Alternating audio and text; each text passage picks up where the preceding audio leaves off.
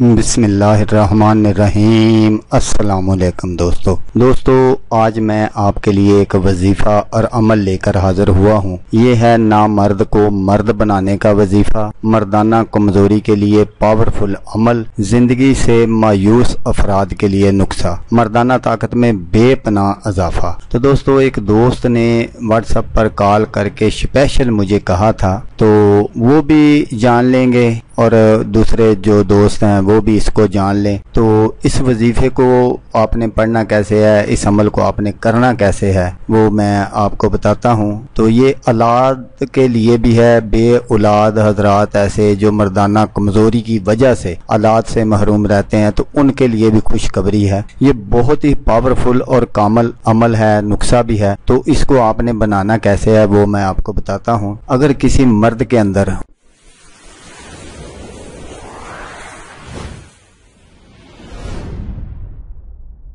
औलाद के जरासीम ना हो और औलाद ना होती हो या मर्दाना कमज़ोरी के सबब औलाद से महरूम हो, तो उसके लिए ये अमल बहुत ही मुफीद है। तो आपने क्या करना है कि 1 किलो माश की दाल धुली हुई लेकर इसे इतने अरक प्याज में भिगोएं कि दाल इस अरक में डूब जाए। जब दाल तमाम अरक जज़ब कर ले तो इसको साए में सुखाए, खुश्क कर ले। जब दाल सूख जाए दोबारा इसे प्याज के अरक में भिगो दे, फिर अरक जज़ब होने के बाद दाल को साए में सुखाए। इसी तरह आपने 7 मरतबा करना है। जब 7 मरतबा ये अमल करने के बाद दाल सूख जाए तो 1 किलो मिश्री मिलाकर हमान दस्ते में कूट लें और बारीक कपड़े में छान कर रख लें। रात को सोते वक्त 1 चम्मच चाय वाला वो जो आपने दवाई तैयार की है वो लेकर, तो अब मैं आपको वो वजीफा बताता हूँ जो आपने वजीफा पढ़ना है। 1 चम्मच वो लेकर तो आपने सूरत तारक बावजू 7 मरतबा पढ़कर उस